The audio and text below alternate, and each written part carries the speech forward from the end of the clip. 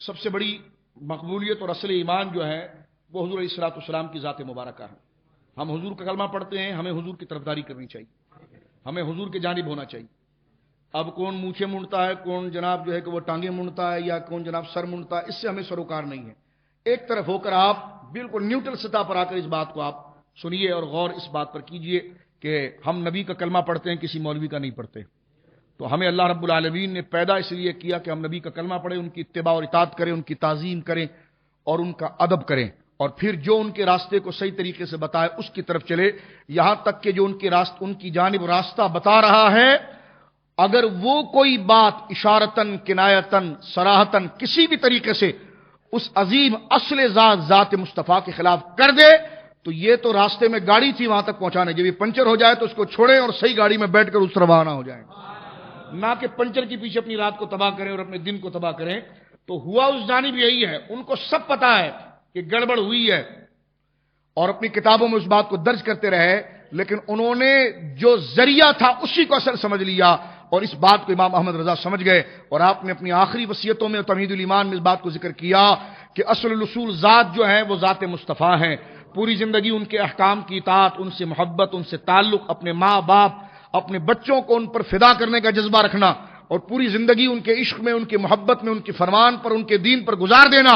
اور سنو، اگر ان کے خلاف کسی کو کام کرتا ہوا دیکھو، ان کے خلاف کسی کو بولتا ہوا دیکھو، ان کے خلاف کسی کو دیکھو، چاہے وہ تمہارا عزیز سے عزیز تر ہو، اسے اپنے دل کی دنیا سے اور محبت کے اس سمندر سے نکال کر اس طرح پھینک دو جس طرح کے دودھ سے مکھی کو نکال کر پھینک دیا جاتا ہے.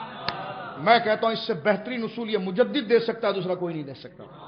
اور میں کہتا ہوں اس طرف والوں کو ہم کہتے ہیں ایسی تحریر اپنے اکابر کی کتاب سے بتا دو کہ جو انہوں نے سولوشن پیش کیا ہو، فرق پیش کیا ہو. کہیے نا، فرق امام احمد رضا نے پیش کیا، اپنی ذات کو حجت نہیں بنایا، حجت ذات مصطفیٰ کو بنایا، اور جملہ کہہ دیا کہ ثابت ہوا کہ جملہ فرائض فروع ہیں، اصل الاصول بندگی استاج ور کی ہے. کہ اصل دین جو ہے وہ ذات مصطفیٰ کا ادب ہے اور آپ کی تعظیم ہے. یہ نماز، روزہ، زکوٰۃ، جب نماز، روزہ، زکوٰۃ حضور کے سامنے فروع ہیں تو مولوی صاحب کیسے اصل ہو سکتے ہیں؟ پیر صاحب کیسے اصل ہو سکتے ہیں؟ کوئی سجادہ، شہزادہ، وہ کیسے اصل ہو سکتا ہے؟ جب نماز، روزہ، زکوٰۃ یہ احکام میں فرضیت کا درجہ رکھ کر جب حضور کے سامنے ان کا تعارف ہوتا ہے تو اصل حضور ہوتے ہیں. یہ حضور کی شان و عظمت کی تشریح اور فرا ہوتی ہے. تو آپ اندازہ لگائیے، توجہ ہے آپ کی، امام احمد رضا میں اس فکر رضا کو میں منتقل کرنا چاہتا ہوں. یہ فکر رضا کو، امام احمد رضا کی فکر کیا تھی، کس محاذ پر انہوں نے کام کیا، کیوں اپنی ساری زندگی اس پر لگا دی. تو اب آپ دیکھیے کہ فاضل بریلوی کا جو محاذ ہے جس میں کام کیا اور جس چیز کو آپ نے ذکر کیا، تو وہ اسی شے کی سب سے بڑی غمازی ہے اور اسی بات کا سب سے بڑا چرچا ہے اور اسی بات کا سب سے بڑا انکشاف ہے. تو حضرت امام احمد رضا فاضل بریلوی رضی اللہ تعالی عنہ وارضاہ نے اپنی تمام تر چیزوں کو پیش کرتے ہوئے اپنی ذات کو حجت نہیں بنایا. نوجوانوں ذرا غور سے اس بات کو سنیے. یہ نہیں کہ میرا مرید بن جا پھر پھنس جا جو بھی کر، نہ. فرمایا کہ تم مصطفیٰ کریم صلی اللہ علیہ وسلم کی امت ہو اور تمہاری مثال ایک بھولی بھالی بھیڑوں کی طرح ہے جو سمجھتی نہیں ہے، جس طرف دھکا دو چل پڑتی ہے. فرمایا کہ اپنے دور کے مسلمانوں کو کہا کہ تم ایسے بھولی بھالی مصطفیٰ کی بھیڑیں ہو، اور بھیڑوں کے مقابلے میں پھر بھیڑیے کو ذکر کیا. فرمایا کہ تم مصطفیٰ کریم صلی اللہ علیہ وسلم کی بھولی بھالی بھیڑیں ہو. کسی کی بات سن، اور بھیڑ جو ہے وہ بہت بھولا جانور ہوتا ہے، وہ ہر طرف چلا جاتا ہے، اس کا شکار بھی گویا کہ اس کے جو معاندین ہیں ان کو کرنا آسان ہوتا ہے. تو امام احمد رضا مثال پیش کرتے ہیں، فرماتے ہیں کہ اے مصطفیٰ کریم صلی اللہ علیہ وسلم، اے حضور کی بھولی بھالی بھیڑوں، ذرا سمجھو کہ تم کس کی بھیڑ ہو اور کس کے وہاں کس کے ملک ہو اور کس کے وہاں تمہارا سودا ہوا ہے. بھیڑیا تمہاری طرف نظر رکھے چل رہا ہے، اور بھیڑیں ایک ہی چکر میں بھیڑیے سے بچ سکتی ہیں کہ جب وہ ریوڑ کے ساتھ جڑی رہے. جب وہ یہ سلوشن پیش کر رہے ہیں، یہ لا رہے ہیں، یہ فصل کرنے کو پیش کر رہے ہیں امام احمد رضا. ایسی مثالیں میں بڑے دعوے سے کہتا ہوں طالب علم ہونے کی حیثیت سے، یہ تشریحات اور امت کے لیے یہ متوازن ذہن، امت کے لیے یہ اعتدال کا ذہن، اور امت کو تفرقوں سے ہٹا کر گنبد خضرا سے جوڑنے کی فکر، یہ صرف امام احمد رضا کے پاس ملے گی. صرف امام احمد رضا فاضل بریلوی رضی اللہ تعالیٰ عنہ کے پاس ملے گی. اس کے علاوہ آپ کو یہ فکر کہیں نہیں ملے گی. اب دیکھیے امام احمد رضا فاضل بریلوی رضی اللہ تعالیٰ عنہ اس حوالے سے کیا کہنا چاہتے ہیں. تاریخ کو ذرا سمجھیے. فرماتے ہیں کہ تم حضور کی امت ہو اور تمہاری مثال ایسی ہے جیسی بھولی بھالی بھیڑیں ہوتی ہیں، لہذا بھیڑیوں سے ہوشیار رہو جو تمہارا شکار کرنا چاہتی ہے، اور تم بچو گے اس طرح کہ جب تک تم اس ریوڑ کے ساتھ جڑے رہو گے. ریوڑ کے ساتھ. اور یہی قرآن کہتا ہے صراط الذین انعمت علیہم، جڑو ان کے ساتھ جو انعام یافتہ تھے. اور اگر نہیں جڑے تو غیر المغضوب علیہم ولا الضالین، یہ بھیڑیے کھڑے ہیں جو تم پر حملہ کریں گے، جو تم پر حملہ کریں. یہ وصیت آپ نے فرمائی. پھر وصیت فرماتے ہوئے آخری بات یہ بھی آپ نے ذکر کی کہ اصل محبت و تعظیم اور اصل ایمان وہ حضور کی ذات ہے.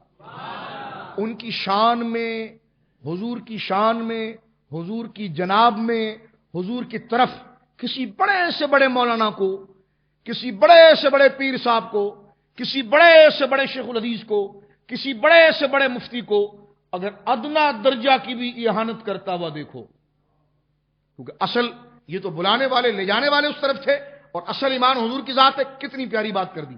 دودھ کا دودھ، پانی کا پانی کر دیا، اصول بنایا. اور ہم کہتے ہیں اس اصول پر امام احمد رضا کو پرکھ کے دیکھیے آپ.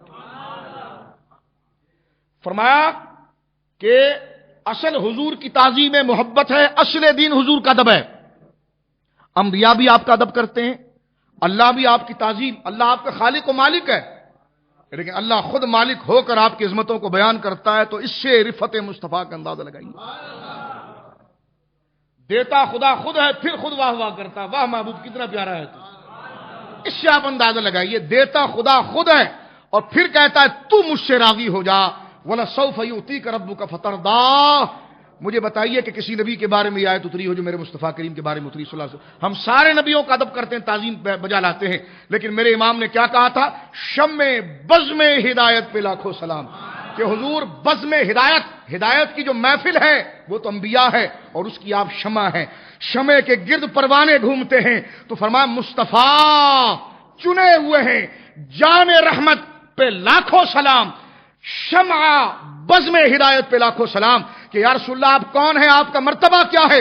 فرمایا انبیاء بزم ہدایت کے نمائندے ہیں. بزم کہتے ہیں محفل کو، انجمن کو، یا اس کا وسعتی معنی لے لیں آپ، جماعت کو. فرمایا تو ہدایت کی جماعت جو ہے اور ہدایت کی بزم جو ہے، کیونکہ شمع اس لیے بزم موضوع ہے، تو ہدایت کی بزم جو ہے وہ کون ہے؟ انبیاء. اور بزم میں جو انبیاء ہیں وہ کس کے گرد رقص کرتے ہیں، کس کی تعلیم کو لیتے ہیں، کس کے قریب محبت کرتے ہیں، جس طرح پروانہ کرتا ہے بلا تشبیہ. تو فرمایا وہ شمع ذات آپ کی ہے، اور شمع محفل ہی بزم اور محفل کی جان ہوتی ہے.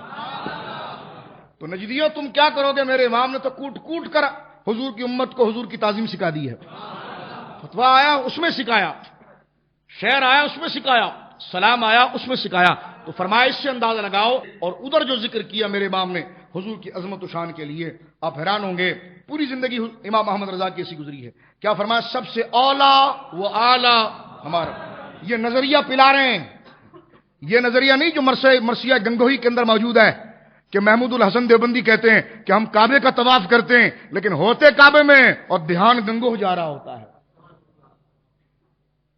یہ جان چھڑا دینا، آئے نیٹ پر جان چھڑا دیں شعر سے کہ مرثیہ گنگوہی ہم نے لکھا ہے، انہوں نے لکھا. جب رشید گنگوہی صاحب انتقال کر گئے تو پھر ان کی شان میں قصیدے لکھے گئے، اور قصیدے جو نعتوں کو بدعت کہتے تھے، میلاد کو حرام کہتے تھے، وقت کو متعین کرنے کو بدعت کہتے تھے، لیکن تمام مرثیے اور اس کا اہتمام اور تمام چیزیں اپنے مولوی کے لیے جائز ہو گیا. اور اس میں شعر میں مبالغہ یہ تھا کہ آپ کی شان تو یہ ہے کہ یوسف علیہ السلام تو بڑے خوبصورت تھے، یہ قرآن کہتا ہے نا.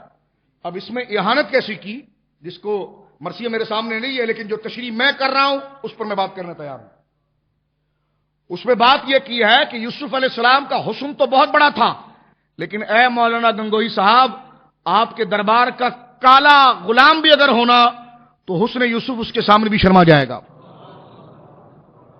تو مبالغے میں یہ انتہا کی. اور کعبے کا طواف کرتے ہیں تو خیال گنگوہ کو جاتا ہے.